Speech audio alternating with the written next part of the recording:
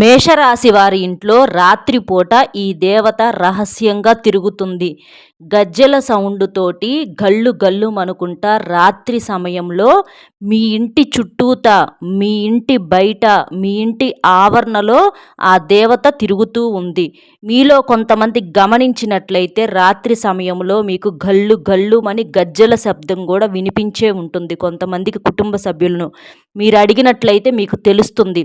కావాలి అనంటే మీరు గమనించి చూడండి, మీకు ఖచ్చితంగా అర్థమవుతుంది. ఎందుకు అనంటే మీ ఇంట్లో, మీ ఇంటి చుట్టూతా, మీ ఇంటి లోపల ఆవరణలో ఆ దేవత అనేది రహస్యంగా తిరుగుతుంది. ఆ దేవత ఎవరో తెలిస్తే మీరు ఖచ్చితంగా ఆశ్చర్యపోతారు. అలాగే మీ గుండె జల్లుమని అంటుంది. వీడియోని మీరు పూర్తిగా చూడండి, అలాగే ఒంటరిగా చూడండి. అలా చూడటం వలన ఏంటి అనంటే మీ ఒళ్ళు గగురు పొడిచేటటువంటి నిజాలు మీరు తెలుసుకొని ఆశ్చర్యపడటం, అలాగే సంబరపడటం అనేది కూడా జరుగుతుంది. దానివలన మీ జీవితానికి ఉపయోగపడే ఎన్నో గొప్ప విషయాలను తెలుసుకోబోతున్నారు. అసలు ముందు ఆ దేవత ఎవరో తెలిస్తే మీరు ఎగిరి గంతు వేస్తారు. మేము ఇంత చిన్న విషయాన్ని అశ్రద్ధ చేశామా అనేటటువంటి విషయాన్ని కూడా మీరు తెలుసుకొని బాధపడటం అనేది జరుగుతుంది. ఎందుకు అనంటే ఆ దేవత మీకేదో తెలియని సందేశాన్ని తెలియజేయటం కోసం మీ చుట్టూతూనే తిరుగుతూ ఉంది. అది మీకు గమనించినట్లయితే మధ్యాహ్న సమయము, అలాగే రాత్రి సమయాలలో ఎక్కువగా ఈ గజ్జెల శబ్దంతో మీ ఇంటి ఆవరణలో తిరుగుతూ ఉంటుంది. కావాలంటే మీరు రాత్రి సమయంలో, మధ్యాహ్నం, అలాగే మిట్ట మధ్యాహ్నం సమయంలో మీరు గమనించండి. మీరు ఉన్నటువంటి ఎక్కడైనా సరే, మీరు ఉన్న కాడ, మీ ఇంటి దగ్గర, లేకపోతే మీరు ఏదన్నా పని మీద బయటికి వెళ్ళినా అక్కడ మీకు గల్లు గల్లు అని గజ్జెల శబ్దం తప్పకుండా వినిపిస్తుంది. ఎందుకు అనంటే ఆ శబ్దము ఎవరిదో కాదు, ఆ దేవత యొక్క కాళ్ళ గజ్జెల యొక్క శబ్దం అన్నమాట. అంటే ఆ దేవత మీ చుట్టూతూనే తిరుగుతుంది. కాబట్టి వీడియోని పూర్తిగా చూడండి. పూర్తిగా చూస్తే మీకు విలువైనటువంటి ఎంతో గొప్ప సమాచారాన్ని ఆ దేవత నా నోటి వెంట మీకు ఉపయోగపడేటటువంటి ఎన్నో గొప్ప విషయాలను ఆ దేవతే నా నోటి వెంట మాట్లాడిస్తుంది. కాబట్టి ఇక్కడ మాట్లాడుతుంది నేను కాదండి, స్వయంగా ఆ యొక్క దేవత మీకు తెలియజేయటం కోసమే వచ్చింది. కాబట్టి పూర్తిగా చూడండి.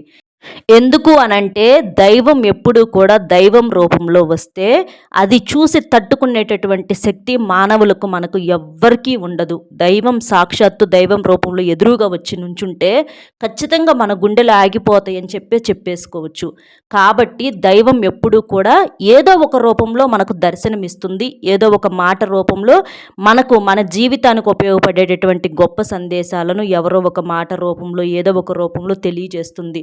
అది మనిషి రూపంలో అవ్వచ్చు, ఏదో ఒక అంటే ఏదన్నా జస్ట్ అట్లాంటి కొన్ని రకాలైనటువంటి అద్భుతాలు జరుగుతూ ఉంటాయి. అలా ఆ రూపంలోనైనా సరే మనకు అటువంటి మార్పులు చేర్పులు జరుగుతూ ఉంటాయి.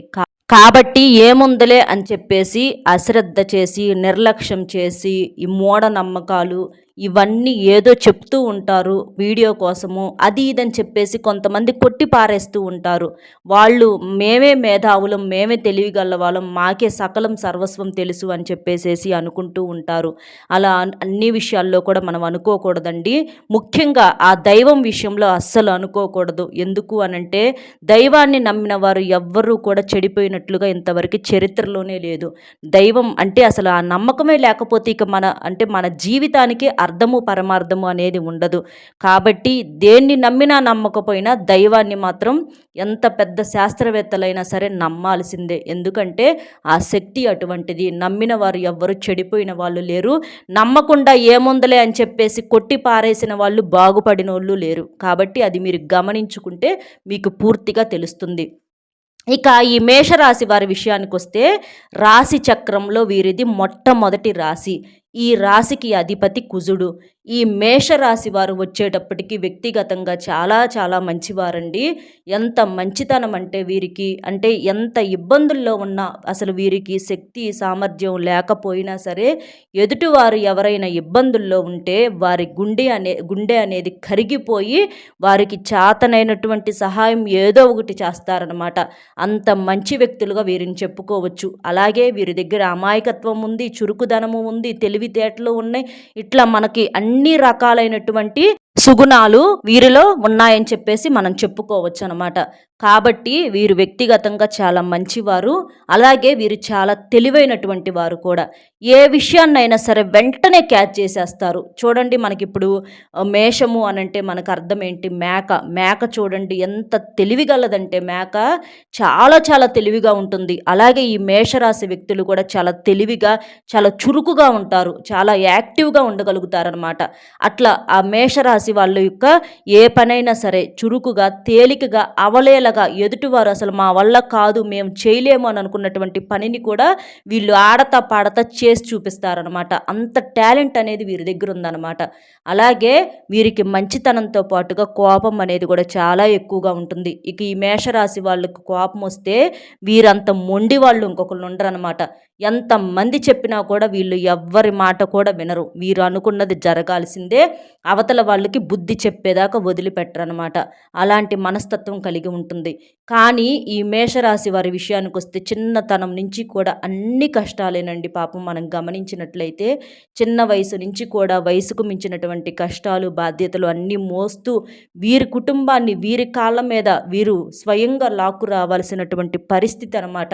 అంటే తాతలు, తండ్రులు, ముత్తాతలు ఇచ్చినటువంటి ఆస్తులు తక్కువగా ఉంటాయి.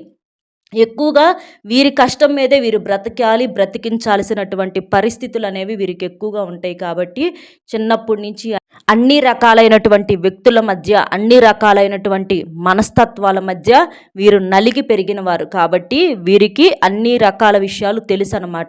ఏది మంచి, ఏది చెడు, ఎవరు మన మంచిని కోరుకుంటున్నారు, ఎవరు మనల్ని నష్టం చేయటానికి మాట్లాడుతున్నారని ఆ ఎదుటివారి మనసులో ఏముందో, వారి మాటల్లో, ఎదుటివారి మాటల్లో ఉన్నటువంటి ఆ బయటికి ఆ పరమార్థాలు అన్నీ కూడా వీళ్ళు కనిపెట్టేయగలుగుతారనమాట. అంటే వాళ్ళ ఎదుటి వాళ్ళ మొహాలు చూసి ఫేస్ రీడింగ్ చేసేస్తారు. అసలు వీళ్ళు మంచి వాళ్ళ కాదా అని చెప్పేసేసి గమనిస్తారనమాట.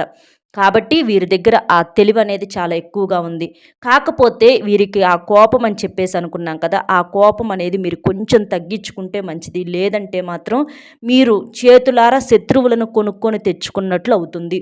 ఎందుకు అనంటే బయట వాళ్ళ సంగతి తర్వాత మీకు ఇళ్లల్లో కూడా, అంటే పిల్లల విషయంలో అవ్వచ్చు, లేదా ఏదన్నా పెద్దల విషయంలో అవ్వచ్చు, మీరు గబక్కన ఏదో చికాకులో ఆవేశంలో ఉండి ఒక మాట అన్న కోపంతో అది వారు అర్థం చేసుకోకుండా మమ్మల్ని అరుస్తున్నారు, కోపడుతున్నారని చెప్పేసి వాళ్ళు వ్యక్తిగతంగా మీ మీద ద్వేషాన్ని, పగను పెట్టుకునేటటువంటి అవకాశం అనేది ఉంది.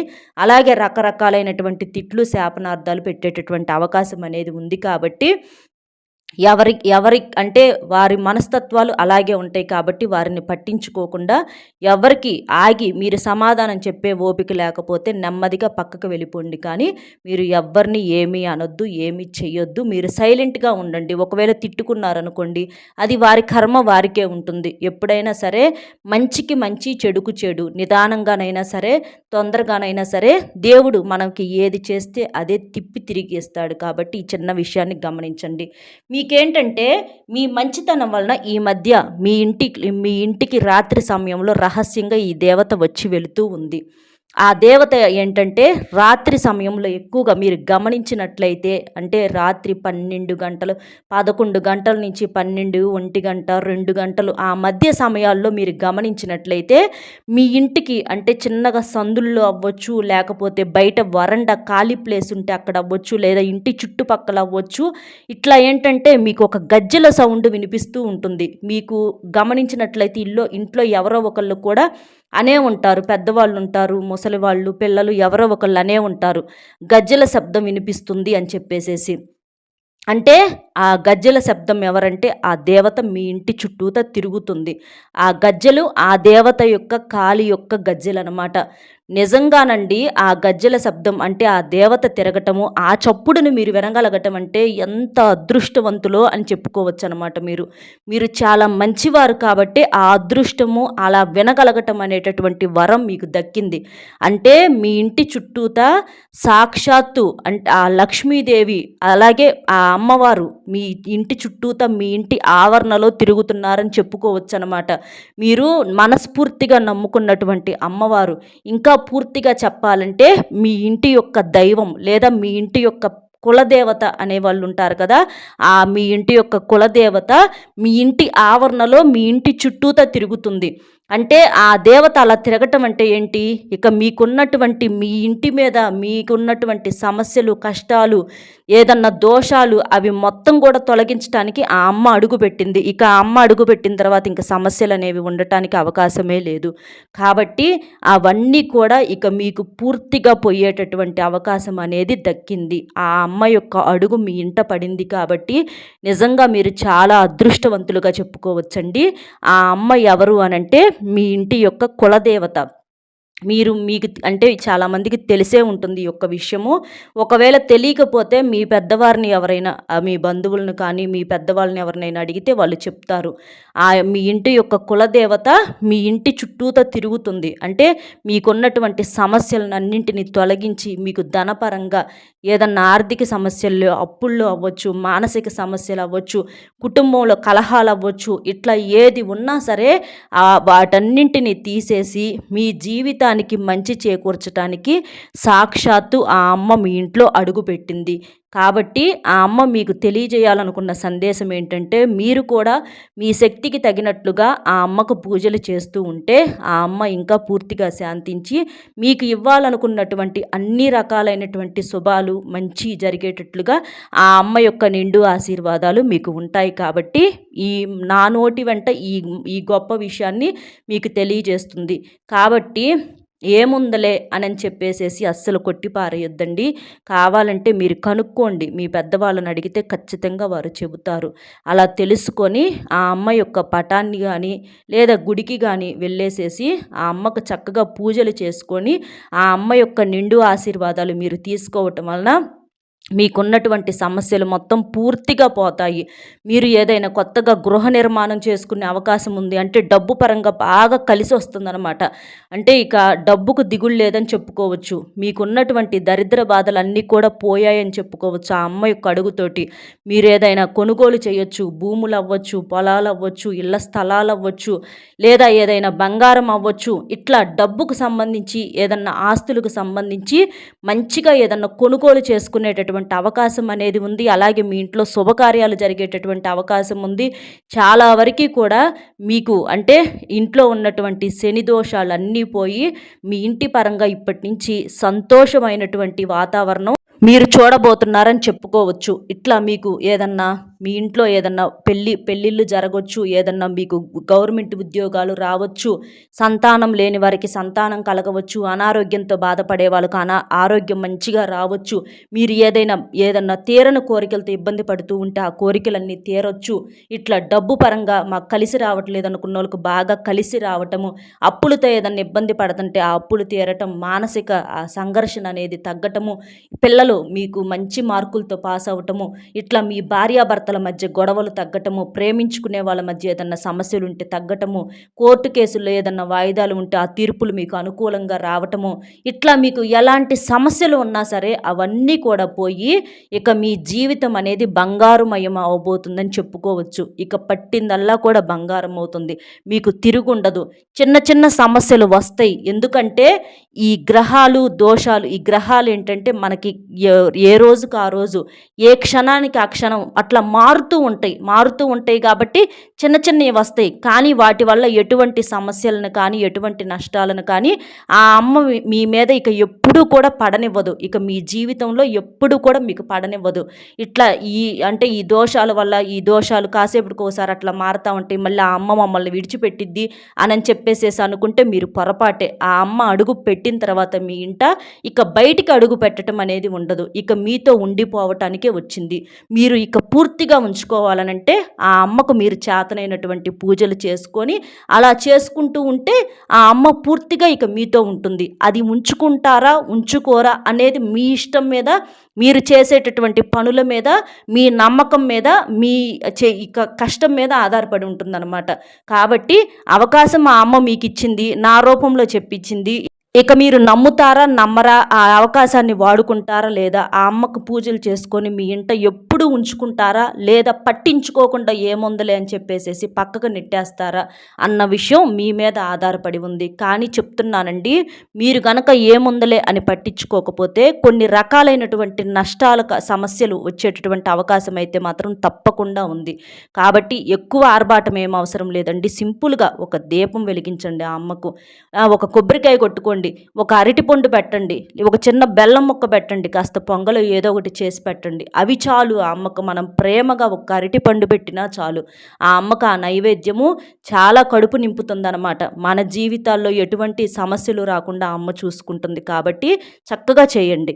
అర్థమైంది కదా! మేషరాశి వారి ఇంట రహస్యంగా రాత్రిపూట ఏ దేవత తిరుగుతుంది ఏంటి అనేది. మన వీడియో గనక నచ్చితే, ఆ అమ్మను మీరు నిజంగా గనక నమ్మినట్లయితే వీడియోకి ఒక చిన్న లైక్ ఇచ్చి సపోర్ట్ చేయండి. అలాగే మీ ఇంటి యొక్క ఆ కులదేవత ఎవరు అనేది మన కామెంట్ సెక్షన్లో తప్పకుండా ఆ అమ్మ యొక్క పేరును రాయటం మాత్రం అస్సలు మర్చిపోవద్దండి. అలాగే మీకు తెలిసిన మేషరాశి మిత్రులు ఎవరైనా ఉంటే వారికి కూడా షేర్ చేయండి. దానివల్ల తెలుసుకొని వారి జీవితంలో ఉన్నటువంటి సమస్యలు పోగొట్టుకోవటానికి అవకాశం అనేది ఉంటుంది. దానివల్ల మనకు ఎంతో పుణ్యం దక్కుతుంది. కాబట్టి ఒక్క లైక్ ఇచ్చి మొట్టమొదటిసారిగా మన ఛానల్ని ఎవరన్నా చూస్తున్నట్లయితే సబ్స్క్రైబ్ చేసుకొని పక్కనే ఉన్నటువంటి ఆల్ అనే బెల్లిని నొక్కినట్లయితే నేను ప్రతిరోజు పెట్టేటటువంటి వీడియో ముందుగా మీకు నోటిఫికేషన్ రూపంలో చేరుతుంది. దానివల్ల మీరు మరింత గొప్ప సమాచారాన్ని తెలుసుకోవటానికి అవకాశం అనేది ఉంటుంది. అర్థమైంది కదా! మరొక మంచి గొప్ప విషయంతో మళ్ళీ కలుద్దాం. నమస్కారం.